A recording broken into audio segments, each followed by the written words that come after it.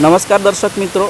सौथी पहला सत्यनो अवाज news channel में आप दर्शक मित्रों ने हार्दिक स्वागत है। वापी तालुकाना मोटी तंबाड़ी खाते युवाओं द्वारा क्रिकेट टूर्नामेंटનું आयोजन કરવામાં આવ્યું છે, જેમાં ગણેશ પટેલ નામના યુવકે ક્રિકેટ ટૂર્નામેન્ટનું આયોજન કર્યું છે અને ગામના સાથ સહકારથી આ ક્રિકેટ ટૂર્નામેન્ટમાં 8 જેટલી ટીમો ભાગ લીધો છે। કેવું આયોજન છે ક્રિકેટ ટૂર્નામેન્ટનું એ આપણે એમની પાસેથી જાણીએ।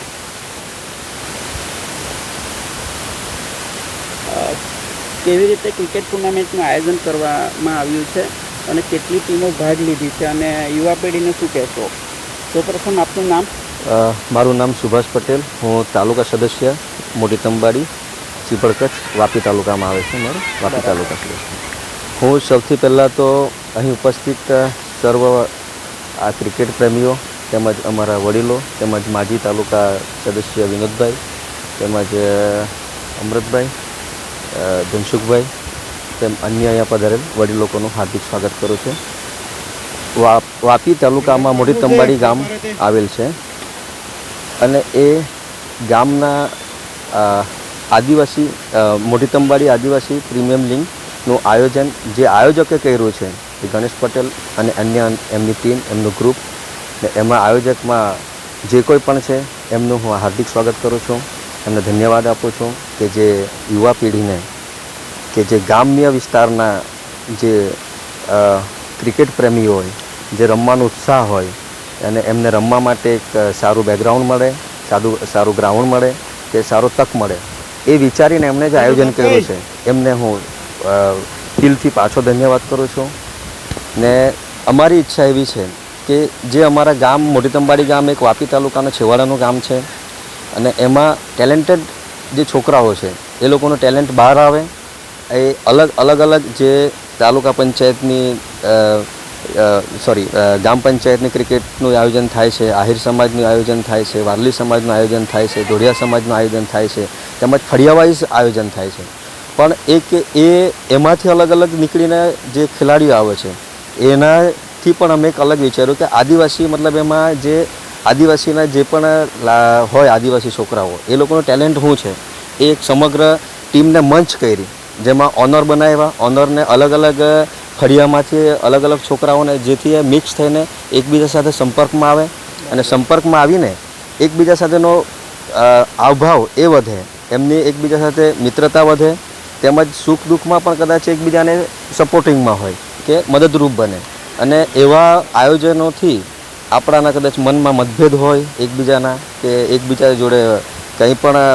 મતભેદની વાત હોય તો એ વાત બધી સમાપ્ત થાય ને એમાંથી આ આયોજકો આવા થતા રહે, એમાંથી આપણી ભાઈચારો વધે, આપણી મિત્રતા વધે, તેમજ ગામમાં એકતા થાય।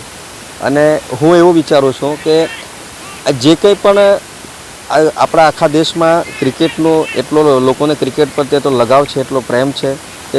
ઘણા બધા લોકો ખેલાડીઓ જે પણ છે એ નાના ગામોથી આવ્યા છે। આજે મહેન્દ્રસિંહ ધોની એ ખૂબ જ મતલબ એક પેલું શું કે બિછડો જો ગામ હોય જે એકદમ શહેરથી બહુ દૂરનું ગામ હોય તે ગામથી માણસ નીકળીને આપણાને એક વર્લ્ડ કપ અપાવ્યો એને ને આજે ખૂબ જ દેશનું નામ રોશન કર્યું। તેમજ એક આવા ગામના અંદરમાં કઈ જગ્યા પર કયો હીરો કામ છે એ આપણને ખબર નહીં પડે, પણ આવા નાના આયોજન થશે તો આપણને ખબર પડશે કે ટેલેન્ટ છે ને એ સ્ટેટ લેવલમાં જાય, સ્ટેટ લેવલથી નેશનલ લેવલમાં જાય।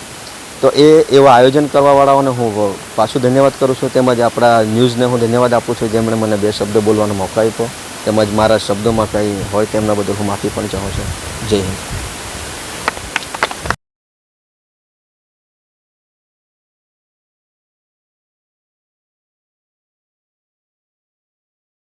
નમસ્કાર, સૌપ્રથમ હું આયોજક આદિવાસી મોટી તંબાડી પ્રીમિયમ લીગના આયોજકોને હું અભિનંદન પાઠવું છું। ક્રિકેટના માધ્યમથી અહીં મોટી તંબાડીના જે હોનહાર ખેલાડીઓની ખેલ રમવાની ભાવનાથી આપણે અહીં સૌ આ મંચ પર ભેગા થયા છે। આરકે ગ્રાઉન્ડ મોટાપુંડા આયોજકો અને સ્પોન્સરશિપ કરનાર તમામ 8 ટીમના ઓનર્સને હું અભિનંદન પાઠવું છું। ક્રિકેટના માધ્યમથી મોટી તંબાડીના ખેલાડી માં એકતા જળવાઈ રહે, ક્રિકેટના માધ્યમથી ખેલાડીઓની ઓળખાણ વધે, એ માધ્યમથી રમતના માધ્યમથી ખેલદિલીપૂર્વક બધા રમી ગામનું નામ રોશન કરે, ગામ રાજ્ય જિલ્લા લેવલે ખૂબ આગળ વધે ક્રિકેટથી, એવી હું સૌને શુભેચ્છા પાઠવું છું. ને ફરી સત્યનો અવાજને પણ હું અભિનંદન પાઠવું છું કે આપે અમારી જે અવાજને નેશનલ લેવલે પહોંચાડવાનો એક પ્રયાસ કર્યો, તે બદલ હું ઓડિટરનો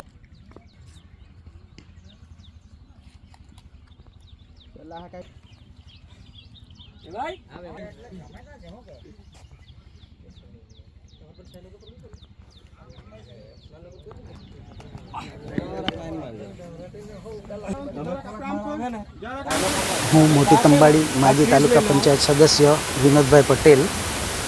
અત્રે અમારા મોટી તંબાડી આદિવાસી પ્રીમિયમ લીગ જે રમી રહ્યા છે એ ગામના યુવાનો જે ક્રિકેટ પ્રેમીઓ છે એમને અમે દરેકને એકતા જળવાય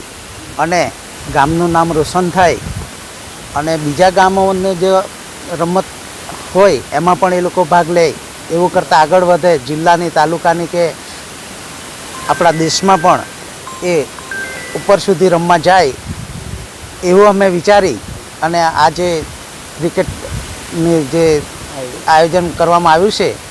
તો એમાં દરેકની એકતા જળવાય અને દરેક કામોમાં પણ આ યુવાનોનું સંગઠન જળવાય અને સહભાગી થાય એવું મારું માનવું છે.